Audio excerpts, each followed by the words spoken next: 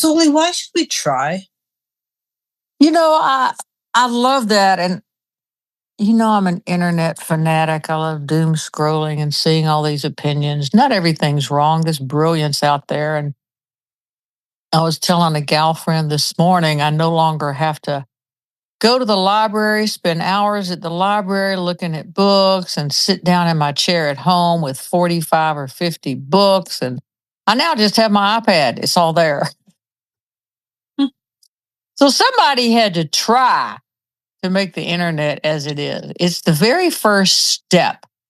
And to me, trying is a curiosity, it's an invitation. However, the other day, I was listening to Jordan Peterson, who I think is brilliant. He's a psychiatrist. And he was talking about something I hadn't heard of, even though it ties in theoretically with what we speak of at Zoliart with trying. It's called the Matthew effect. Now, the Matthew effect is also described in business and scientific settings. I won't get into that.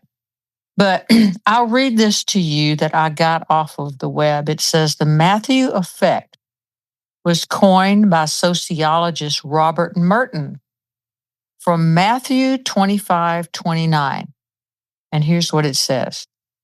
For to everyone who has, more will be given. But from the one who has not, even what he has will be taken away.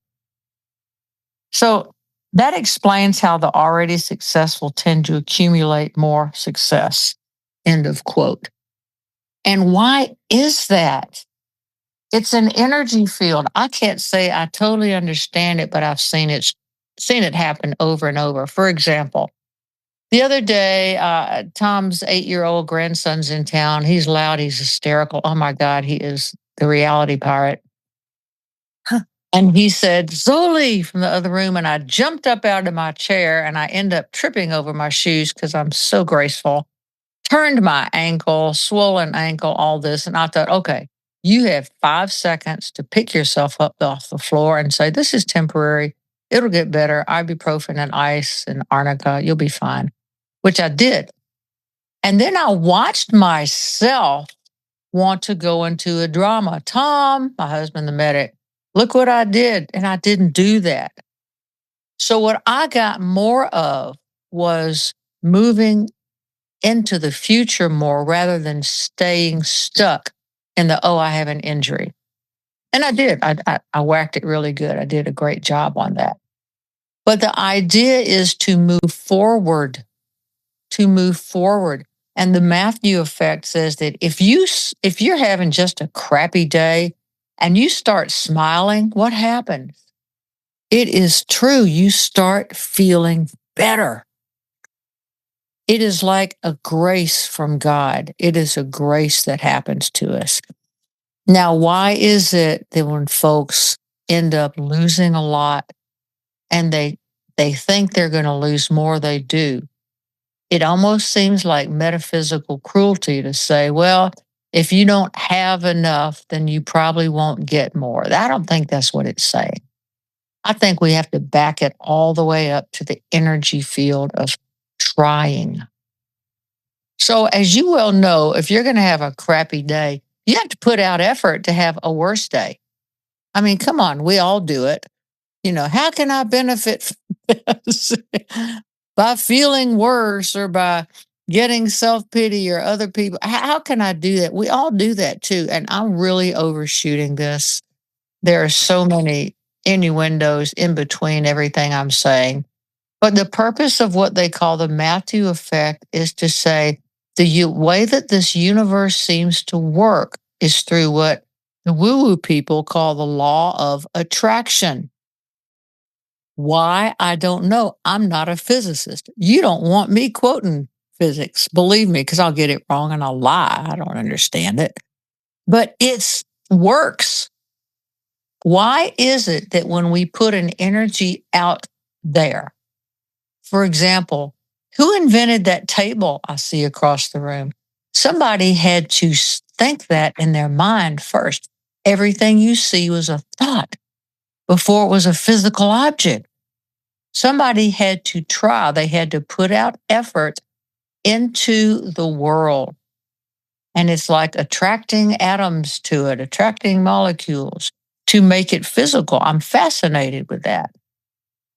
So just try it. If you are in traffic and having a bad day, God knows we've all been there.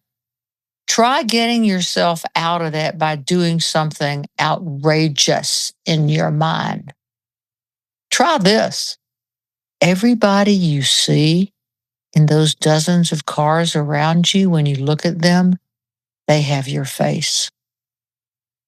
You're seeing yourself. I tried that and it kind of freaked me out. I thought, oh, those poor people, they didn't put on enough makeup.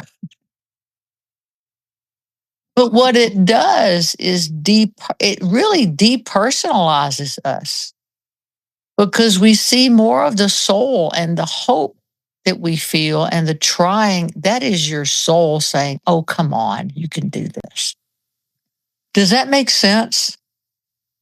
It does make sense. And it's a lot, the way you have described it is a lot less negative than it first can come across. It's not that people who don't have anything are going to be punished, but it's because if we believe we have nothing, we are right. And it reminds me a bit of Man's Search for Meaning by Viktor Frankl. And he describes how in the concentration camps, obviously sometimes death was arbitrary, but often the people who lived were the people who could find meaning even in the most desolate place you can imagine. That's a wonderful, wonderful memory.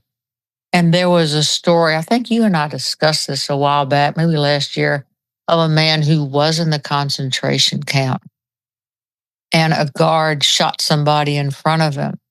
And he turned to his friend. He said, oh, thank you, thank you. The friend said, are you grateful it wasn't you? He says, no, I'm grateful that I couldn't do that. I'm grateful that God has given me, I don't know what the Hebrew interpretation is of grace, but I'm grateful that God gave me that gift. That's not me. That's some pretty graduate level thought there. Yeah. And I think this is a very difficult idea because I've been through times in my life when I was running my farm where it's the end of the 2 weeks. I was digging around in the bottom of my old Subaru looking for quarters so I could go get gas. I mean, we've all had these times. I learned from it. But to pull yourself out of those situations, we often need help. We have to try somehow. And I have heard so many interpretations of what trying is. Sometimes trying is just letting go of not trying. Think about that. If you just can't get yourself going mentally, physically, spiritually, emotionally, just stop trying to try for a minute and let it fill you in. It's like the tide goes out, it will come back in. And it may not take that long. When it does, grab it. Because most of us, and of course, I'm addressing this first world over here, United States, Canada. I'm not addressing the whole world. I can't do that. But the people that I'm talking to, you guys have a level and a desire for consciousness to see it as reality. And you create that every second of the day. We really do. And we forget that. And we think that trying has to be everything all at once. I think a lot about how I hear a lot of people who struggle, to get up, to take a shower, to start their day. So you saying let go of trying, maybe that allows them to find themselves where they are. What you're doing is actually letting go of the resistance. Right. You see, because the reason, what comes before trying is the resistance to trying. So we have to let go of that in a way. If let's say I wake up in the morning and we have 3 feet of snow on the ground, I'm clearly not going into town because I don't drive in that. My husband's out on the snow machine. I'm thinking, well, I could do this around the house and that around the house. And I'm here most of the time anyway. but it's the idea of not being able to leave. So I have to first let go of that resistance and go, wow, what a beautiful day. Now I have the time to go through all that research piled up on one of my desks.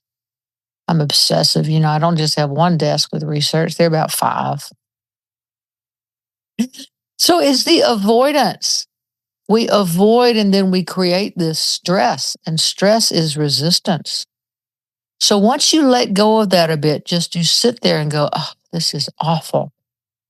You're acknowledging that this is awful. This is hard and this is awful. What am I going to do? Well, I'm going to not do for a minute while I'm aware that I am eventually going to try. You see what I'm saying? It's a very delicate matter, and there's no time involved in it specifically. There's no doing anything except it's an energy field. And when you invite that in, and when you tell your mind, body, and spirit, I recognize that this is hard. I recognize that. Okay, I've released that. Now what am I going to do?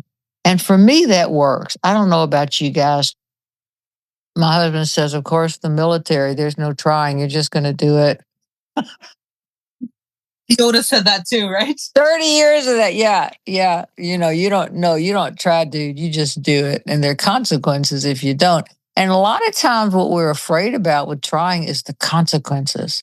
What if it doesn't work? What if I hurt myself? What if I hurt somebody? What if I lose? What if this? What if that? Well, that's okay. That's part of your decision-making process.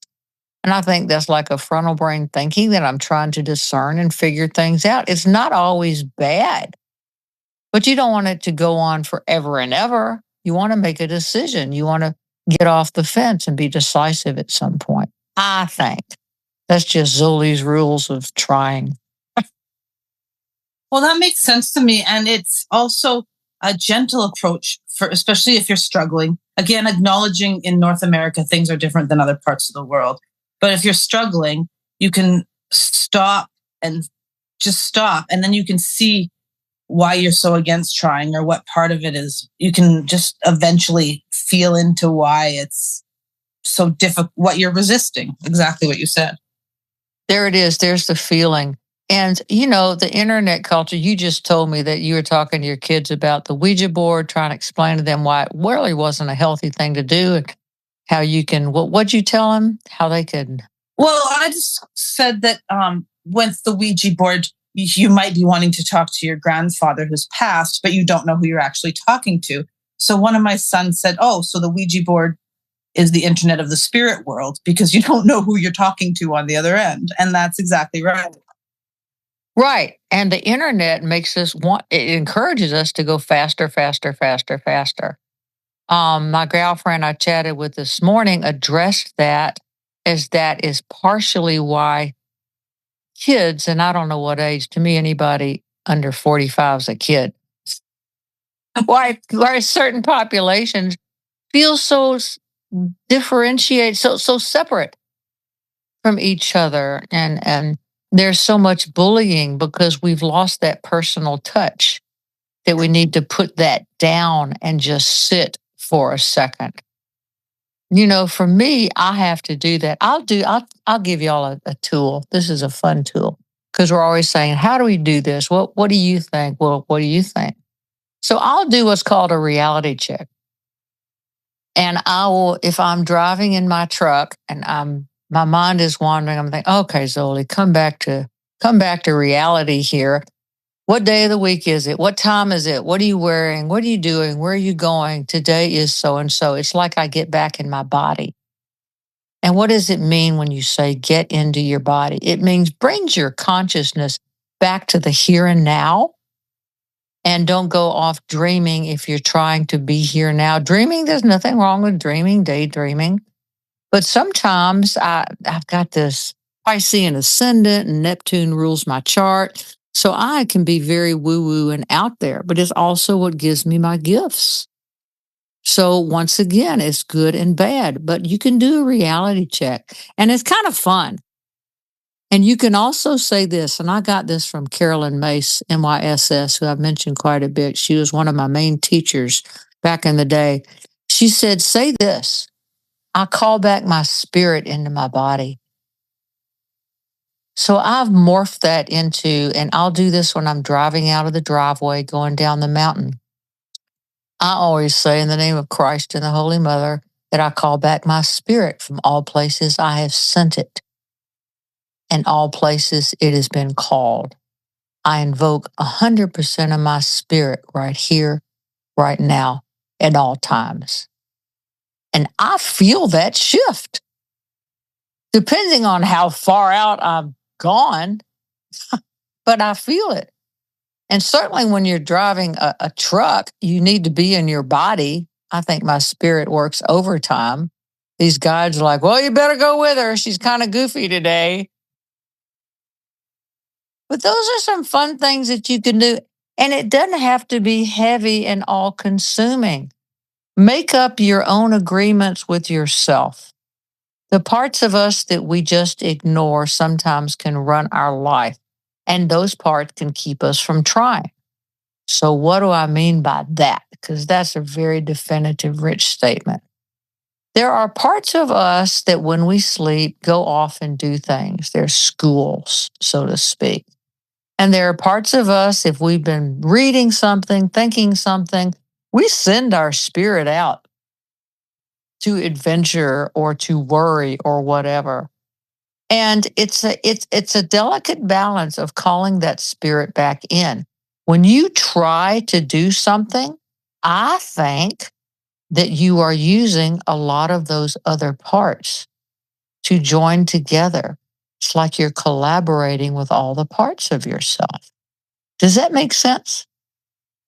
It does make sense. And the prayer you suggested, or the intention of just bringing all those parts back to, really does help. And it's an easy way to try.